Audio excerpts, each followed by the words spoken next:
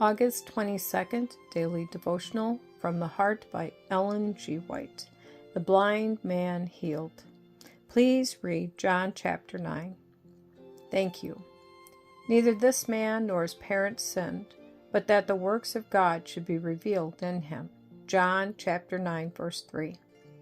And as Jesus passed by, he saw a man which was blind from his birth. And his disciples asked him, saying, Master, who did sin, this man or his parents, that he was born blind? In the question the disciples asked Jesus, they showed that they thought all disease and suffering the result of sin. This is indeed truth, but Jesus showed that it was an error to suppose that everyone who was a great sufferer was also a great sinner. While he corrected their errors, he spat upon the ground and made clay of the spittle, and anointed the eyes of the blind man with the clay, and said unto him, Go wash in the pool of Siloam, which is by interpretation sent. And he went his way, and came seeing. Jesus answered the question the disciples put to him in a practical way, and in the way he usually answered questions put to him from curiosity.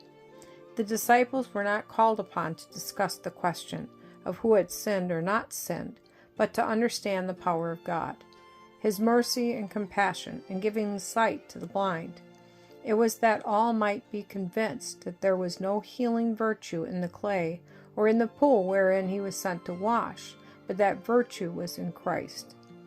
The friends and neighbors of the young man who had been healed looked upon him with doubt, for when his eyes were opened, his countenance had been changed and brightened, and made him appear like another man. From one to another the question was passed, Is it he? And some said, It is like him. But he who had received the great blessing settled the controversy by saying, I am he. He then told them of Jesus, and by what means Jesus had healed him. And they inquired, Where is he? He said, I know not. They brought to the Pharisees him that aforetime was blind. And it was the Sabbath day when Jesus made the clay and opened his eyes. Therefore said some of the Pharisees, This man is not of God, because he keepeth not the Sabbath day. Others said, How can a man that is a sinner do such miracles? And there was a division among them.